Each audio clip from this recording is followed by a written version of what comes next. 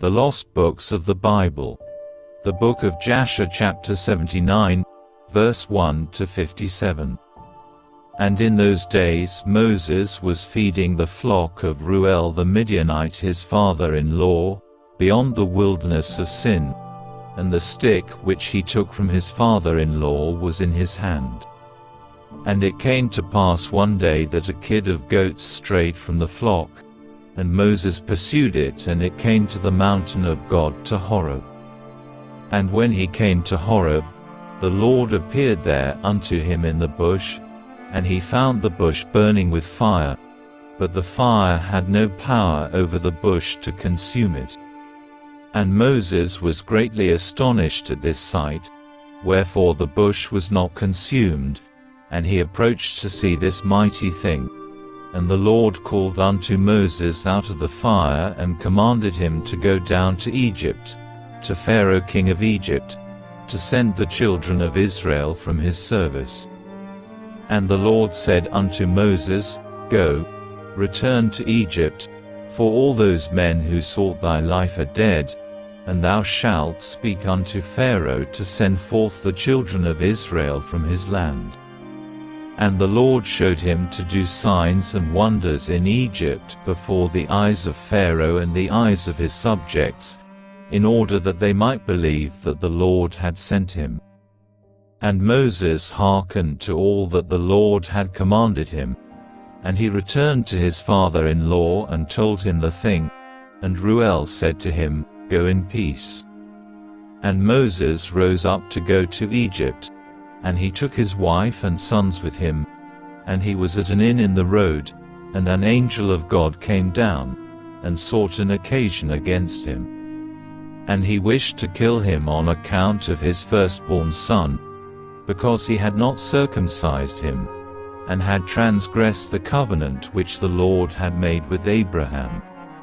For Moses had hearkened to the words of his father-in-law which he had spoken to him, not to circumcise his firstborn son, therefore he circumcised him not. And Zipporah saw the angel of the Lord seeking an occasion against Moses, and she knew that this thing was owing to his not having circumcised her son Gershom. And Zipporah hastened and took of the sharp rock stones that were there, and she circumcised her son, and delivered her husband and her son from the hand of the angel of the Lord. And Aaron the son of Amram, the brother of Moses, was in Egypt walking at the riverside on that day.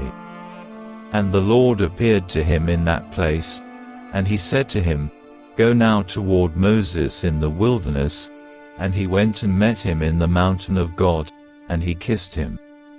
And Aaron lifted up his eyes, and saw Zipporah the wife of Moses and her children, and he said unto Moses, Who are these unto thee?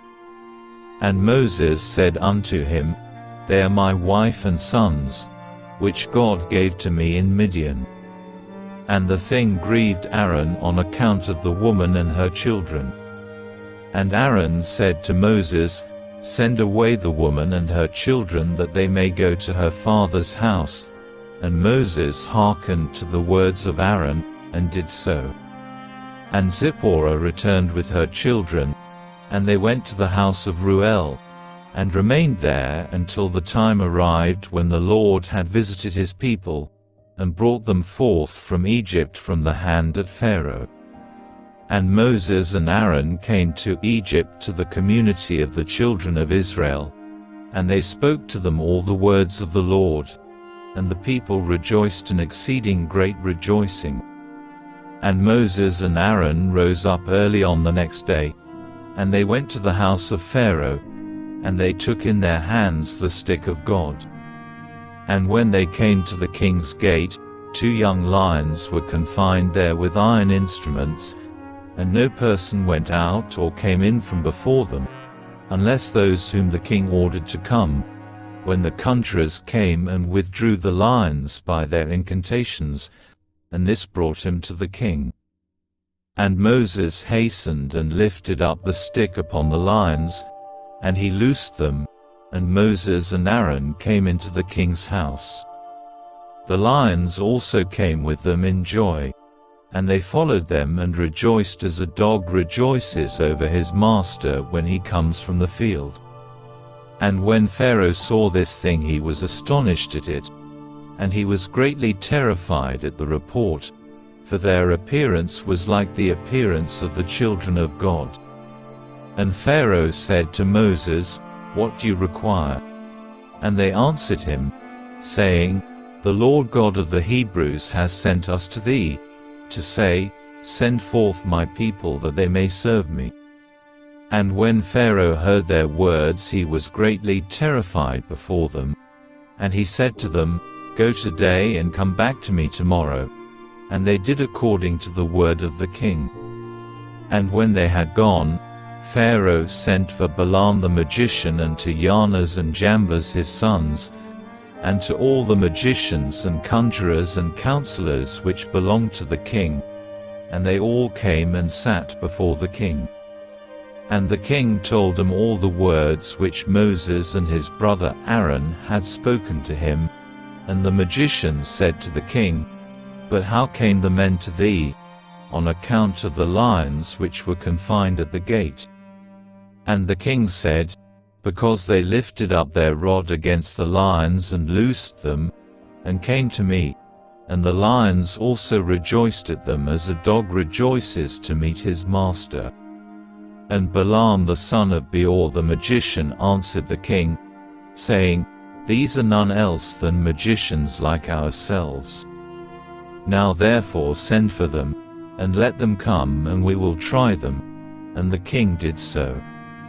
And in the morning Pharaoh sent for Moses and Aaron to come before the king, and they took the rod of God, and came to the king and spoke to him, saying, "Thus said the Lord God of the Hebrews, Send my people that they may serve me." And the king said to them, "But who will believe you that you are the messengers of God, and that you come to me by his order? Now therefore give a wonder or sign in this matter, and then the words which you speak will be believed." And Aaron hastened and threw the rod out of his hand before Pharaoh and before his servants, and the rod turned into a serpent. And the sorcerers saw this, and they cast each man his rod upon the ground, and they became serpents. And the serpent of Aaron's rod lifted up its head and opened its mouth to swallow the rods of the magicians. And Balaam the magician answered and said, "This thing has been from the days of old, that a serpent should swallow its fellow, and that living things devour each other. Now therefore restore it to a rod as it was at first, and we will also restore our rods as they were at first. And if thy rod shall swallow our rods, then shall we know that the Spirit of God is in thee, and if not, thou art only an artificer like unto ourselves."